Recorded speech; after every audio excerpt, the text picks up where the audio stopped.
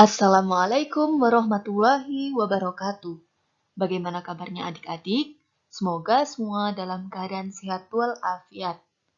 Baik, pada pertemuan kali ini kita akan membahas mengenai toleransi sebagai alat pemersatu bangsa. Materi PAI kelas 11 bab 11. Sebelum kita mulai pembelajaran hari ini, alangkah baiknya kita mulai dengan berdoa bersama. Bismillahirrahmanirrahim. Pada materi toleransi sebagai alat pemersatu bangsa, di sini kita akan mempelajari dua hal, yakni perilaku toleransi dan menghindarkan diri dari tindakan kekerasan. Nah, dari materi ini tujuannya adalah menganalisis perilaku toleransi dan tindak kekerasan dengan doktrin agama, serta terbiasa toleran dan menghindari tindak kekerasan pada kehidupan sehari-hari. A. Pentingnya toleransi. Toleransi sangat penting dalam kehidupan manusia, baik dalam perkataan maupun dalam bertingkah laku. Dalam hal ini, toleransi berarti menghormati serta belajar dari orang lain, menghargai perbedaan, menjembatani kesenjangan di antara kita, sehingga tercapai kesamaan sikap. Toleransi juga merupakan awal dari sikap menerima, bahwa perbedaan bukanlah suatu hal yang salah, namun perbedaan harus dihargai dan dimengerti sebagai kekayaan.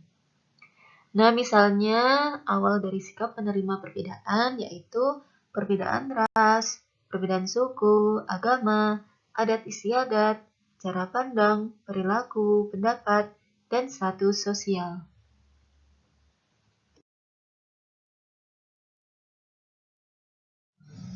Allah Subhanahu wa taala menjelaskan di dalam Quran surat Yunus ayat 40 sampai dengan 41 mengenai toleransi yang berbunyi A'udzubillahi minasyaitonirrajim.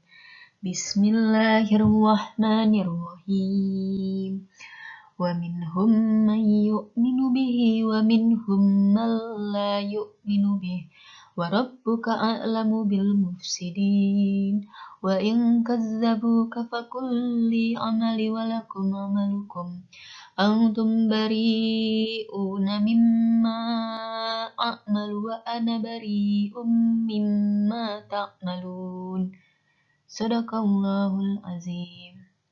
Artinya, dan di antara mereka ada orang-orang yang beriman kepadanya, yaitu Al-Quran.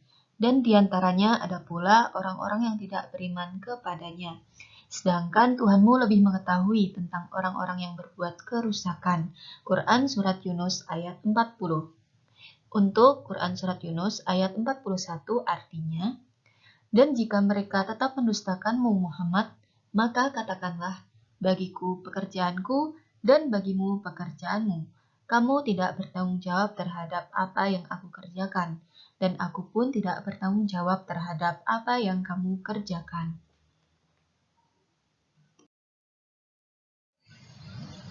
Baik, untuk penjelasan Quran Surat Yunus ayat 40 dan 41 yaitu Allah Subhanahu wa taala menjelaskan bahwa setelah Nabi Muhammad SAW berdakwah, ada orang yang beriman kepada Al-Quran dan mengikutinya, serta memperoleh manfaat dari risalah yang disampaikan.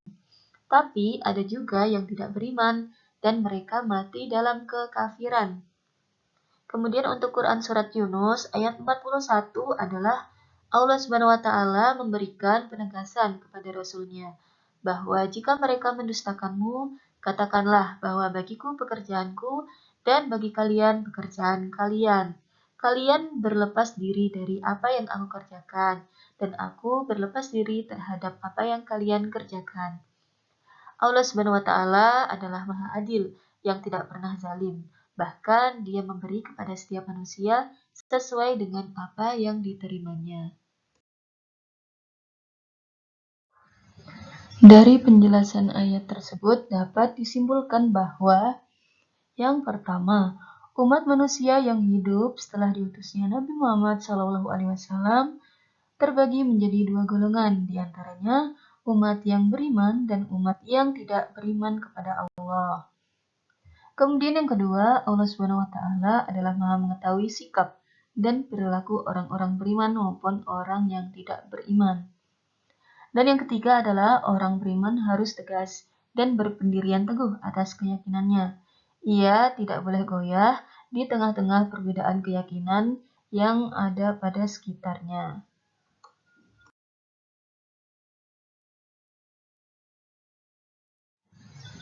Rasulullah Shallallahu Alaihi Wasallam mengajari umatnya untuk menghargai perbedaan dan bertoleransi, yaitu dengan cara tidak mengganggu aktivitas keagamaan orang lain, seperti sabda Rasulullah Shallallahu Alaihi Wasallam yang berbunyi, "Khairul ashabi indallahi khairuhum li sahibihi, wa khairul jirani indallahi khairuhum li jarihi."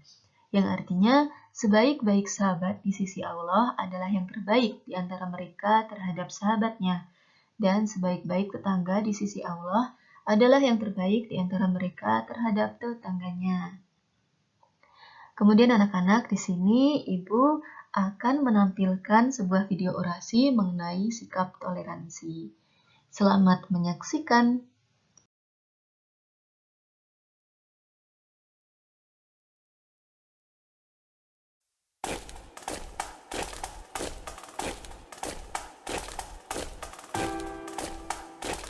Saudaraku, saya Indonesia.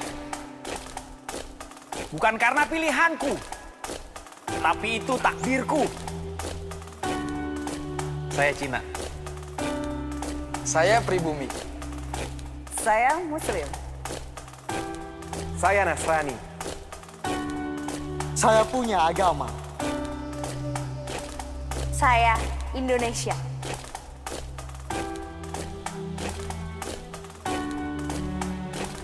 Coba buka lembaran sejarahmu. Carikan saya fakta kalau kita tidak majemuk. Kehadiran tidak pernah untuk mengancammu.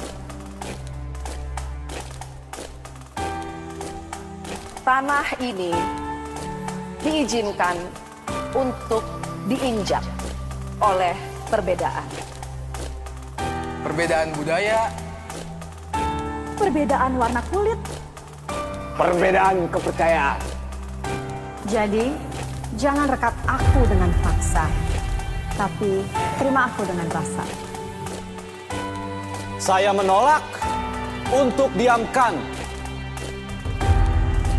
Ketidakadilan yang dibiasakan.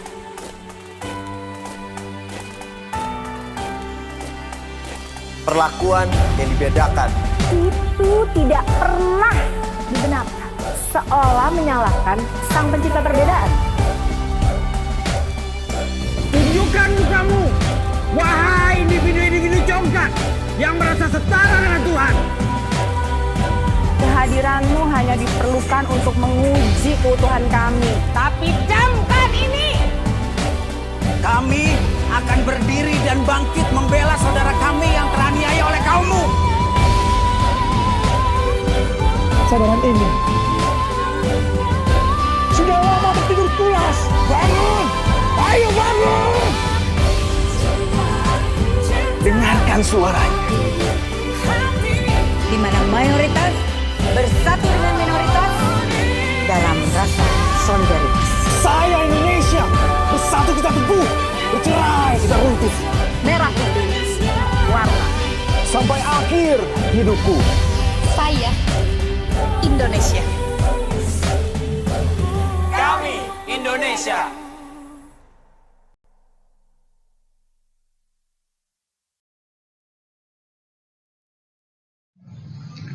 Gimana anak-anak? Sudah dilihat belum videonya? Nah, sekarang kita mulai untuk mengambil hikmah pelajaran dari orasi tersebut. Yang pertama yaitu menyadarkan diri untuk hidup saling menghargai perbedaan antar setiap manusia.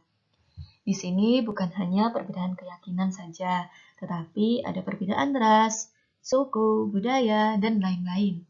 Kemudian yang kedua, persatuan dan kesatuan bangsa merupakan sebuah hasil dari sikap toleransi. Dan yang terakhir adalah memupuk persaudaraan sama teman, meski memiliki latar belakang yang berbeda. Jadi Indonesia ini mempunyai moto Bhinneka Tunggal Ika, yang artinya berbeda-beda tetapi tetap satu juga. Baik anak-anak, sekarang kita memasuki pada poin B, yaitu menghindarkan diri dari perilaku tindak kekerasan. Manusia dianugerahi oleh Allah SWT berupa nafsu. Dengan nafsu tersebut, manusia dapat merasa benci maupun cinta.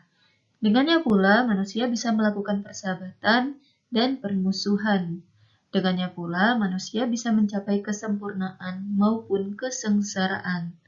Hanya hawa nafsu yang telah berhasil dijinakan oleh akal saja yang akan mampu mengantarkan manusia kepada kesempurnaan. Namun sebaliknya, jika nafsu di luar kendali akal, niscaya akan menjerumuskan manusia ke dalam jurang kesengsaraan dan ke dalam kehinaan.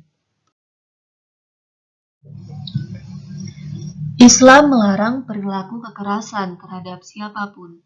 Allah SWT berfirman di dalam Quran Surat Al-Ma'idah ayat 32 yang berbunyi, A'udzu billahi minasyaitonir rajim. Bismillahirrahmanirrahim.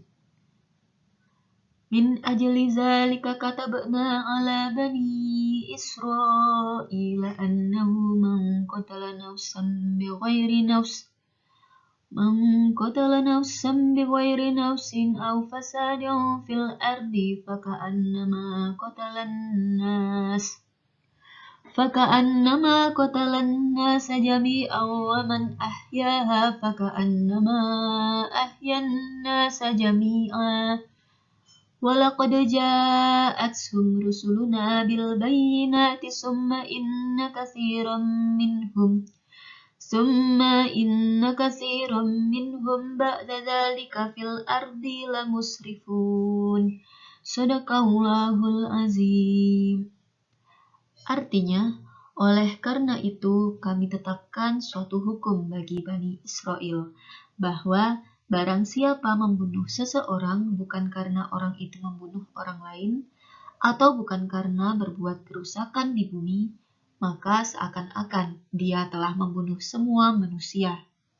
Barang siapa memelihara kehidupan seorang manusia, maka seakan-akan dia telah memelihara kehidupan semua manusia. Sesungguhnya Rasul kami telah datang kepada mereka dengan membawa keterangan-keterangan yang jelas. Tetapi kemudian banyak di antara mereka setelah itu melampaui batas di bumi. Kandungan dari ayat tersebut adalah Allah SWT menjelaskan dalam ayat ini bahwa setelah peristiwa pembunuhan Qabil dan Habil, Allah menetapkan suatu hukum bahwa membunuh seorang manusia sama dengan membunuh seluruh manusia. Begitu juga menyelamatkan kehidupan seorang manusia sama dengan menyelamatkan seluruh manusia. Ayat ini menyinggung sebuah prinsip sosial di mana masyarakat bagaikan sebuah tubuh. Sedangkan individu masyarakat merupakan anggota tubuh tersebut. Apabila sebuah anggota tubuh sakit, maka anggota tubuh yang lain akan merasakan sakit. Nah, begitu juga apabila seorang berani mencemari tangannya dengan darah orang yang tak berdosa, maka pada hakikatnya dia telah membunuh manusia yang tak berdosa. Dari segi sistem penciptaan manusia terbunuhnya, Habil telah menyebabkan hancurnya generasi besar suatu masyarakat yang bakal tampil dan lahir di dunia ini. Al-Quran memberikan perhatian penuh terhadap perlindungan jiwa manusia dan menganggap membunuh seorang manusia sama dengan membunuh sebuah masyarakat.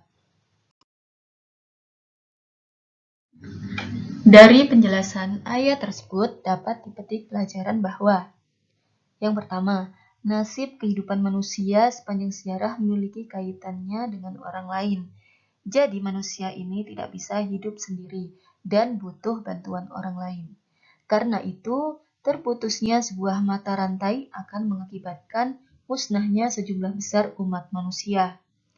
Yang kedua, Nilai suatu pekerjaan berkaitan dengan tujuan mereka. Pembunuhan seorang manusia dengan maksud jahat merupakan pemusnahan sebuah masyarakat.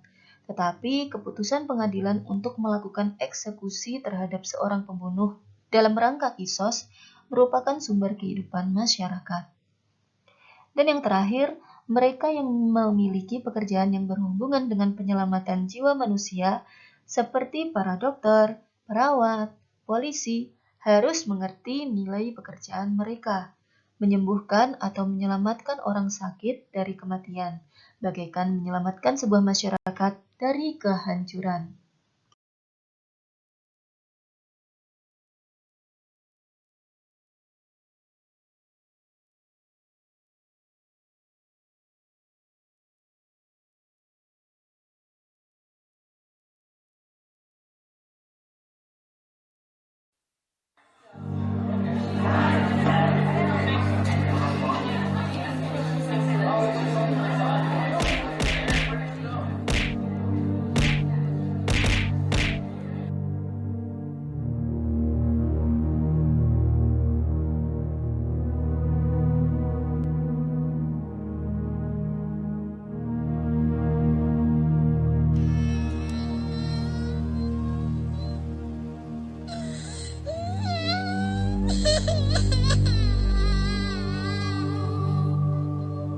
Tahukah kamu, kekerasan di sekolah sering terjadi di Indonesia.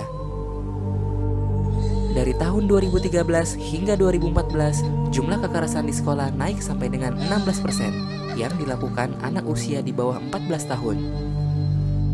Dan itu dilakukan di sekolah. Hampir setiap sekolah yang ada di Indonesia pasti terdapat kasus kekerasan di sekolah. Dari tingkat universitas, menurun ke SMA, lalu SMP, bahkan sampai ke SD. Bagaimana caranya? Biasanya, kekerasan dilakukan dengan banyak hal, seperti secara verbal, secara fisik, secara rasional, dan elektronik. Sebagai contoh, bila ada anak yang terlihat gendut atau berbadan besar, biasanya orang di sekitarnya akan mengata-ngatainya dengan berkataan yang tidak enak. Ada pula mereka yang merasa asik iseng dan membuat si anak culun menjadi bahan lelucon. Biasanya, mereka yang mempunyai ras yang berbeda pun suka mendapatkan perlakuan yang kurang mengenakan.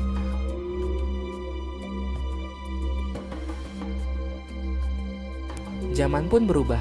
Kekerasan ini pun bisa dilakukan melalui media elektronik atau biasa kita sebut media sosial. Tahukah kamu apa dampak dari perbuatan itu?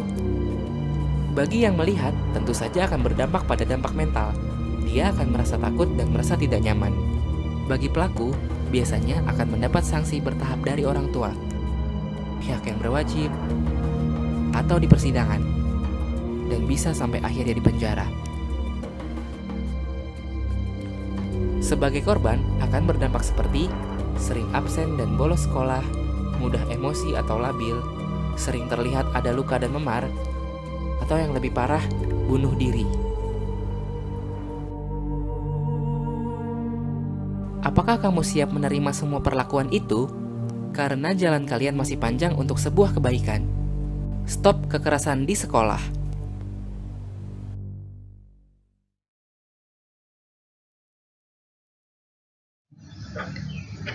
Jadi gimana anak-anak? Sudah ditonton kan videonya?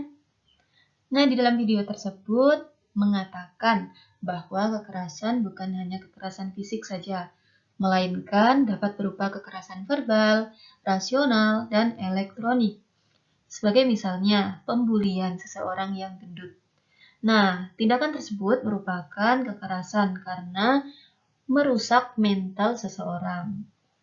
Dari cuplikan video tersebut dapat dipetik hikmah bahwa yang pertama, kekerasan dapat merusak mental seseorang. Yang kedua, harus menghargai terhadap sesama manusia. Dalam hal ini, toleransi sangat diperlukan untuk menghindari tindakan kekerasan. Yang ketiga, mengajak teman untuk menyelesaikan masalah sosial dengan cara bijak. Jika kalian memiliki masalah dengan teman kalian, alangkah baiknya diselesaikan dengan cara baik dan dengan pikiran yang tenang. Kemudian yang keempat, jangan mudah terprovokasi dengan perilaku di sekitar kita, sehingga orang lain pun tidak mudah terprovokasi. Dan yang terakhir, mengajari anak untuk bertutur kata yang baik terhadap orang tua dan teman sebayanya. Di sini kita sebagai calon orang tua maupun jika kita memiliki adik, ajarilah untuk bertutur kata yang baik agar ia terbiasa berkata baik terhadap orang tua maupun teman sebayanya. Adapun manfaat yang dimaksudkan dari menghindari diri dari tindakan kekerasan adalah 1. Mendapat kemuliaan dan ridho dari Allah Subhanahu wa Ta'ala, sebab Allah dalam banyak ayatnya melarang manusia untuk berbuat kekerasan. Yang kedua, dijauhkan dari permusuhan dan konflik antara sesama manusia. Yang ketiga, hati menjadi lebih tenang, hidup menjadi lebih tentram sebab tidak memiliki banyak musuh. Dan yang terakhir, dijauhkan diri dari iri dan dengki, juga dendam dari orang lain, sehingga hidup menjadi lebih aman.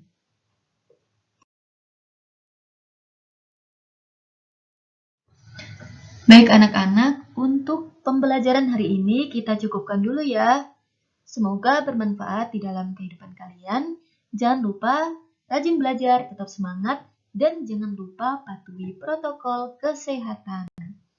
Kurang lebihnya Ibu mohon maaf. Terima kasih atas perhatiannya. Wassalamualaikum warahmatullahi wabarakatuh.